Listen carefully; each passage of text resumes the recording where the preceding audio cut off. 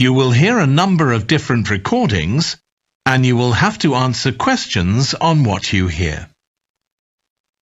There will be time for you to read the instructions and questions, and you will have a chance to check your work. All the recordings will be played once only. The test is in 4 sections. At the end of the test, you will be given 10 minutes to transfer your answers to an answer sheet. Now turn to Section 1.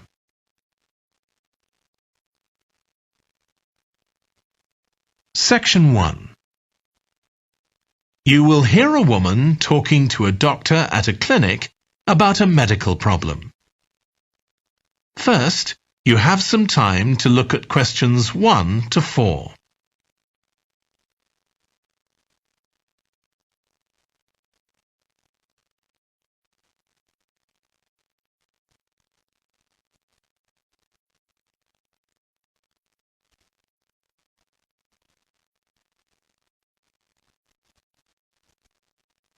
You will see that there is an example that has been done for you. On this occasion only, the conversation relating to this will be played first. Hi, come and take a seat. Thank you. My name's Carl Rogers and I'm one of the doctors here at the Total Health Clinic. So I understand this is your first visit to the clinic. Yes, it is. Okay, well I hope you'll be very happy with the service you receive here. So if it's all right with you, I'll take a few details to help me give you the best possible service. Sure. So can I check first of all that we have the correct personal details for you? So your full name is Julie Ann Garcia. That's correct. The woman's name is Julie Ann Garcia. So Garcia has been written in the space. Now we shall begin. You should answer the questions as you listen, because you will not hear the recording a second time. Listen carefully and answer questions 1 to 4. Hi, come and take a seat. Thank you. My name's Carl Rogers and I'm one of the doctors here at the Total Health Clinic. So I understand this is your first visit to the clinic. Yes, it is. Okay, well I hope you'll be very happy with the service you receive here. So if it's all right with you, I'll take a few details to help me give you the best possible service. Sure. So can I check first of all that we have the correct personal details for you? So your full name is Julie Ann Garcia. That's correct. Perfect. And can I have a contact phone number? It's 219-442-9785. Okay, and then can I just check that we have the correct date of birth? October 10th, 1992. Oh, I actually have 1991. I'll just correct that now. Right, so that's all good. Now I just need a few more personal details. Do you have an occupation, either full-time or part-time? Yes, I work full-time in Esterhazy's, you know, the restaurant chain. I started off as a waitress there a few years ago, and I'm a manager now. Oh, I know them. Yeah, they're down on 114th Street, aren't they? That's right. Yeah, I've been there a few times. I just love their salads. That's good to hear. Right, so one more thing I need to know before we talk about why you're here, Julie, and that's the name of your insurance company. It's Cawley Life Insurance. That's Cawley. Excellent. Thank you so much. Before you hear the rest of the conversation, you have some time to look at questions 5 to 10.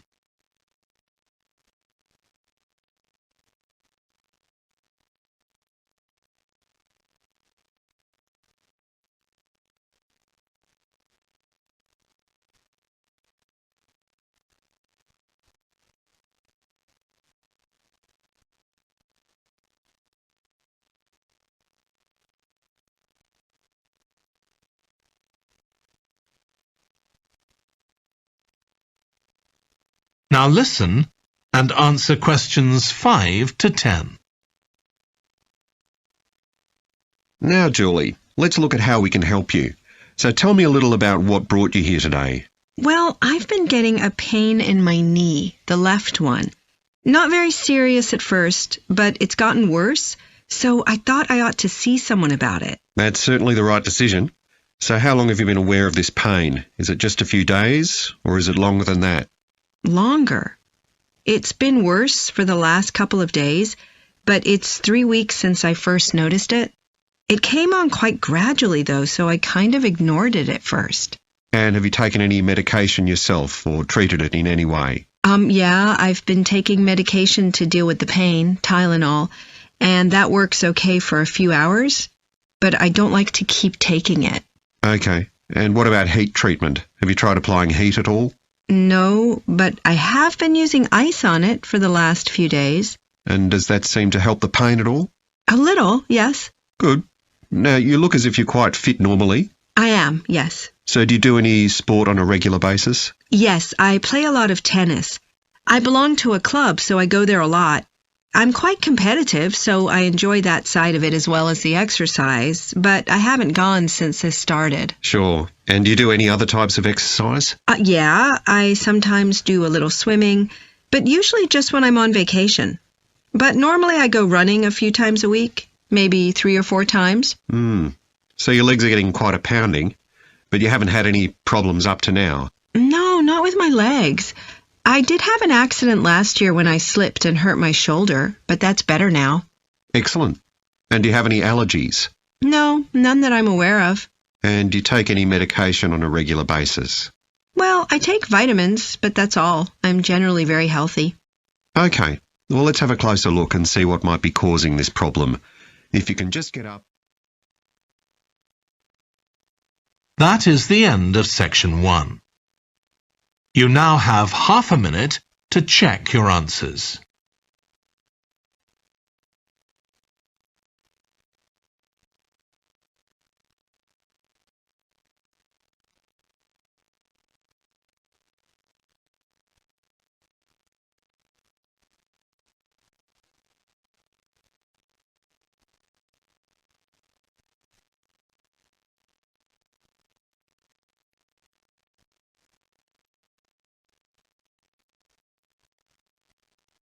Now turn to section 2.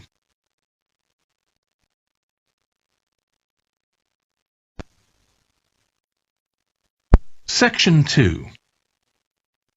You will hear a guide talking to a group of tourists who are about to visit an English castle. First, you have some time to look at questions 11 to 15.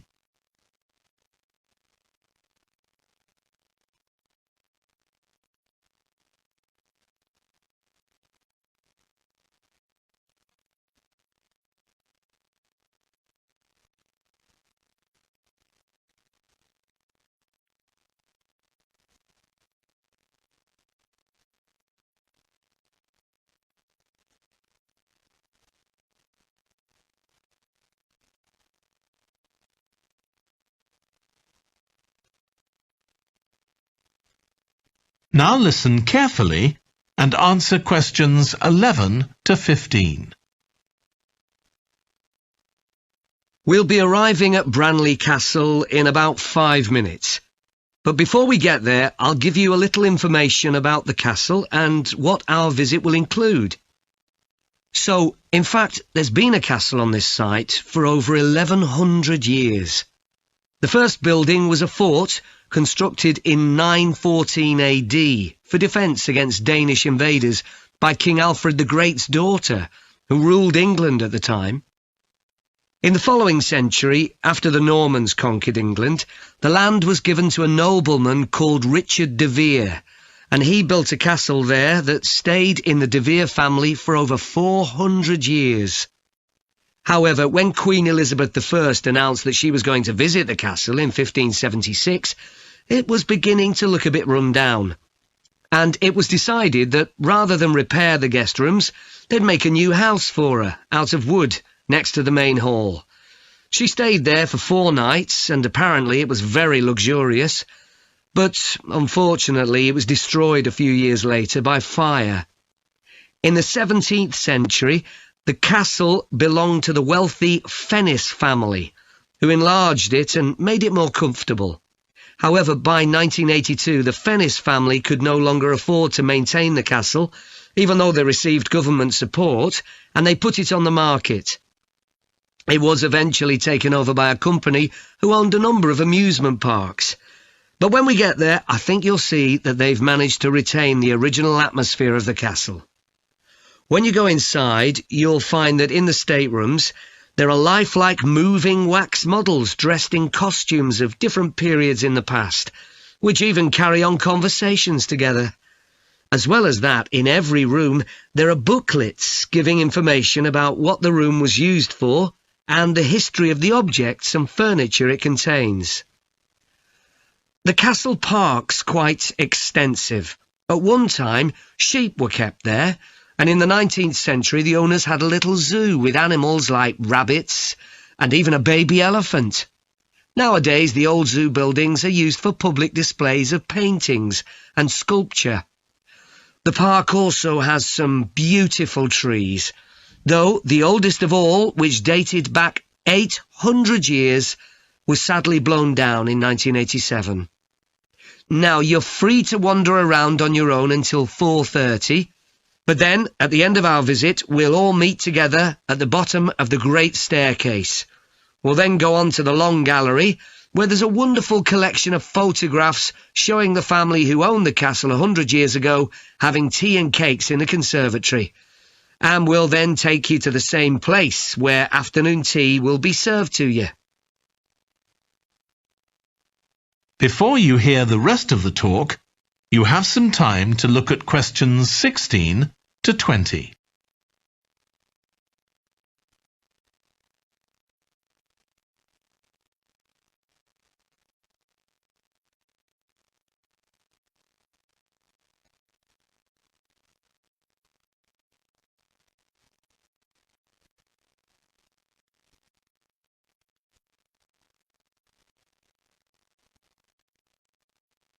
Now listen and answer questions 16 to 20.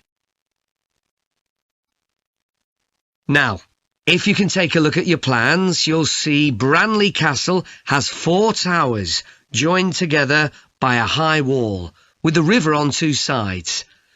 Don't miss seeing the Great Hall.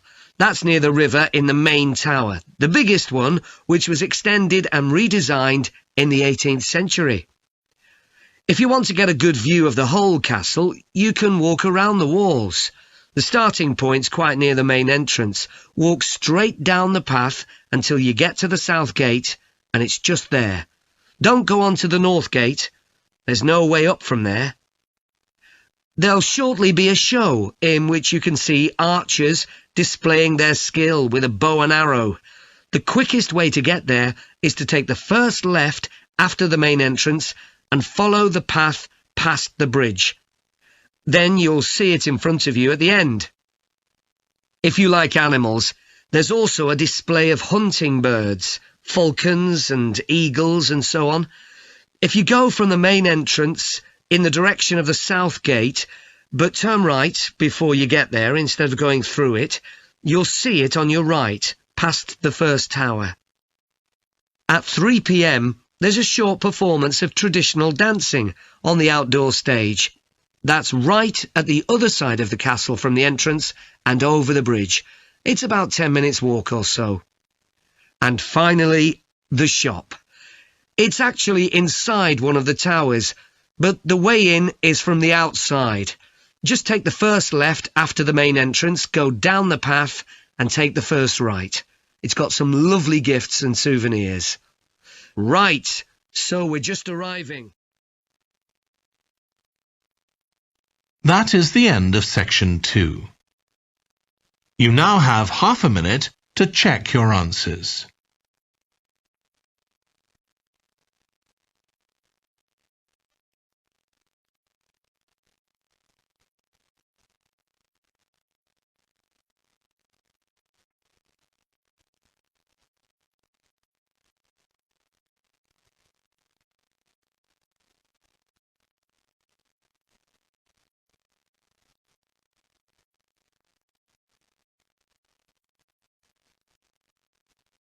Now turn to section 3.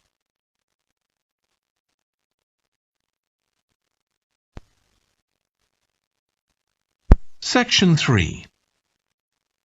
You will hear two environmental science students called Rosie and Martin discussing their presentation on an extinct animal called the woolly mammoth with their tutor.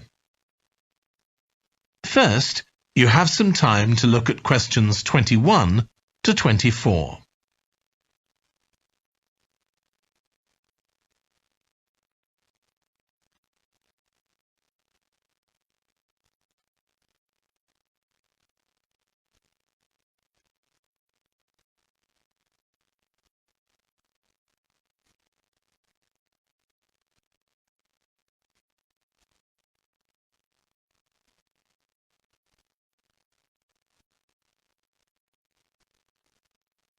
Now listen carefully and answer questions 21 to 24.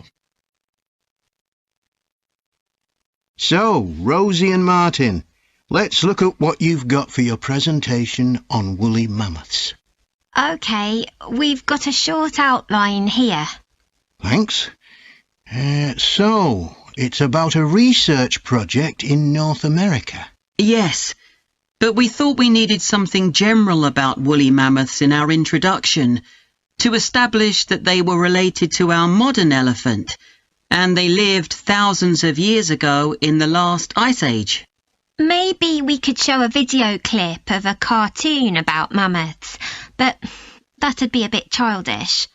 Or we could have a diagram. It could be a timeline to show when they lived, with illustrations. Or we could just show a drawing of them walking in the ice. No, let's go with your last suggestion. Good. Then you're describing the discovery of the mammoth tooth on St. Paul's Island in Alaska and why it was significant. Yes, the tooth was found by a man called Russell Graham. He picked it up from under a rock in a cave. He knew it was special. For a start, it was in really good condition, as if it had been just extracted from the animal's jawbone. Anyway, they found it was 6,500 years old. So why was that significant? Well, the mammoth bones previously found on the North American mainland were much less recent than that, so this was really amazing. Then we're making an animated diagram to show the geography of the area in prehistoric times. So, originally, St. Paul's Island wasn't an island. It was connected to the mainland, and mammoths and other animals, like bears, were able to roam around the whole area. Then the climate warmed up and the sea level began to rise, and the island got cut off from the mainland. So those mammoths on the island couldn't escape. They had to stay on the island. And in fact, the species survived there for thousands of years after they'd become extinct on the mainland. So why do you think they died out on the mainland? No one's sure.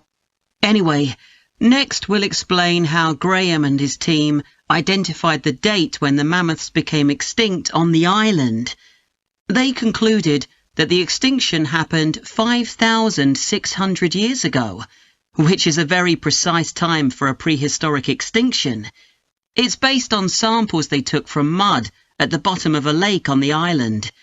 They analysed it to find out what had fallen in over time, bits of plants, volcanic ash, and even DNA from the mammoths themselves. It's standard procedure, but it took nearly 2 years to do.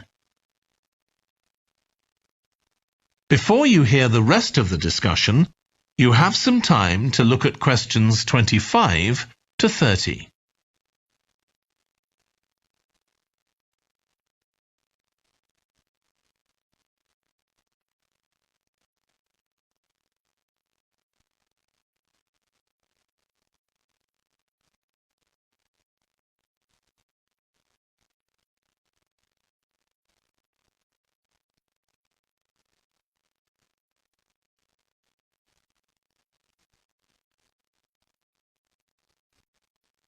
Now listen and answer questions 25 to 30.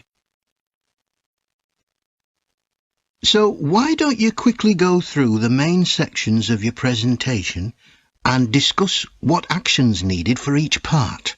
OK. So, for the introduction, we're using a visual. So once we've prepared that, we're done. I'm not sure. I think we need to write down all the ideas we want to include here, not just rely on memory. How we begin the presentation is so important. You're right. The discovery of the mammoth tooth is probably the most dramatic part, but we don't have that much information, only what we got from the online article.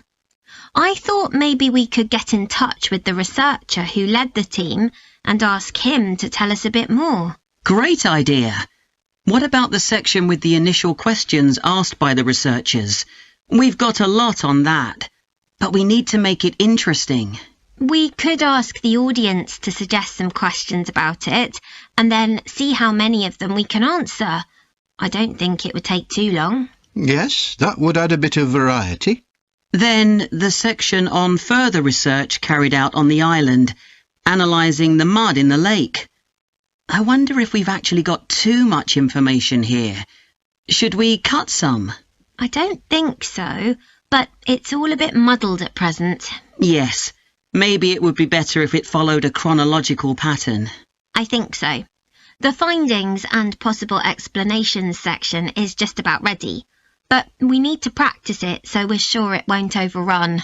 I think it should be okay, but yes, let's make sure. In the last section, relevance to the present day, you've got some good ideas, but this is where you need to move away from the ideas of others and give your own viewpoint. OK, we'll think about that. Now, shall we show you some of the... That is the end of section 3. You now have half a minute to check your answers.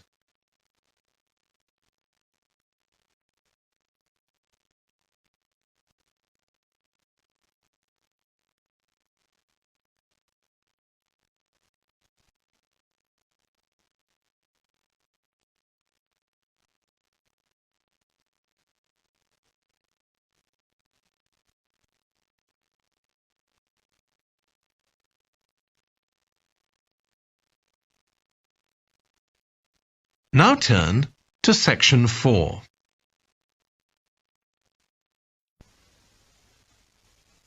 Section 4. You will hear a lecture about the history of weather forecasting.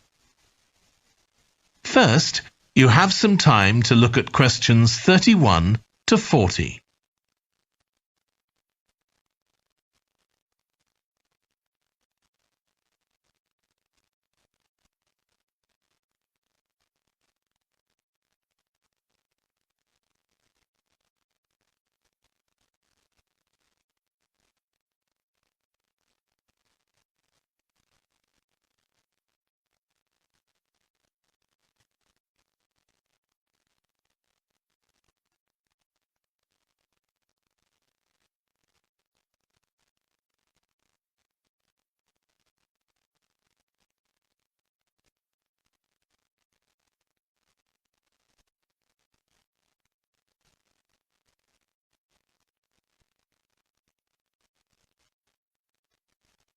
Now listen carefully and answer questions 31 to 40.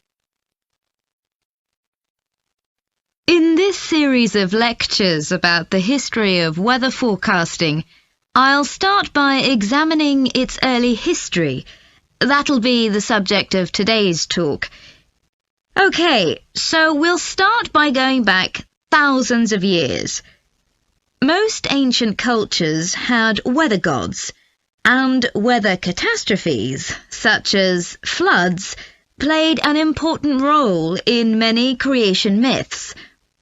Generally, weather was attributed to the whims of the gods, as the wide range of weather gods in various cultures shows. For instance, there's the Egyptian sun god Ra, and Thor, the Norse god of thunder and lightning. Many ancient civilizations developed rites such as dances in order to make the weather gods look kindly on them. But the weather was of daily importance. Observing the skies and drawing the correct conclusions from these observations was really important. In fact, their survival depended on it. It isn't known when people first started to observe the skies, but at around 650 BC, the Babylonians produced the first short-range weather forecasts based on their observations of clouds and other phenomena.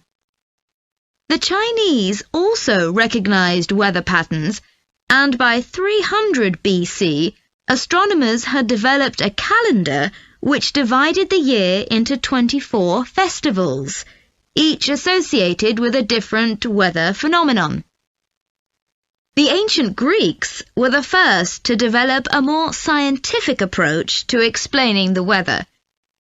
The work of the philosopher and scientist Aristotle in the 4th century BC is especially noteworthy, as his ideas held sway for nearly 2,000 years. In 340 BC, he wrote a book in which he attempted to account for the formation of rain, clouds, wind, and storms. He also described celestial phenomena such as halos, that is, bright circles of light around the sun, the moon, and bright stars, and comets. Many of his observations were surprisingly accurate. For example, he believed that heat could cause water to evaporate, but he also jumped to quite a few wrong conclusions, such as that winds are breathed out by the earth. Errors like this were rectified from the Renaissance onwards.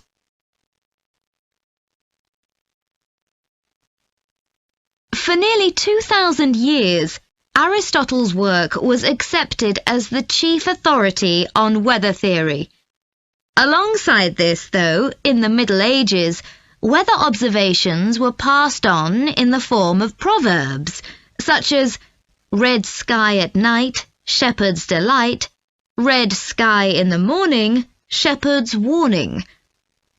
Many of these are based on very good observations and are accurate, as contemporary meteorologists have discovered.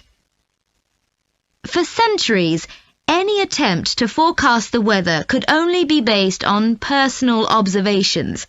But in the 15th century, scientists began to see the need for instruments.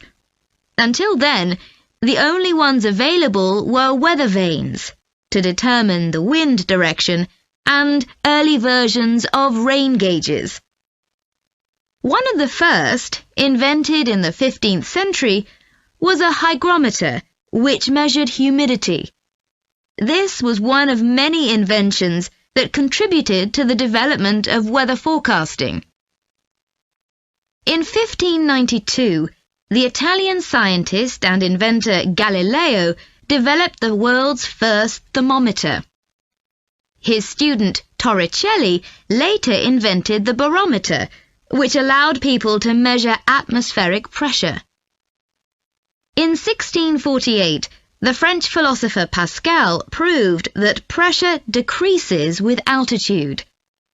This discovery was verified by English astronomer Halley in 1686, and Halley was also the first person to map trade winds. This increasing ability to measure factors related to weather helped scientists to understand the atmosphere and its processes better, and they started collecting weather observation data systematically. In the 18th century, the scientist and politician Benjamin Franklin carried out work on electricity and lightning in particular, but he was also very interested in weather and studied it throughout most of his life. It was Franklin who discovered that storms generally travel from west to east. In addition to new meteorological instruments, other developments contributed to our understanding of the atmosphere. People in different locations began to keep records, and in the mid-19th century, the invention of the telegraph made it possible for these records to be collated. This led, by the end of the 19th century, to the first weather services. It was not until the early 20th century that mathematics and physics became part of meteorology, and we'll continue from that point next week. That is the end of section 4. You now have half a minute to check your answers.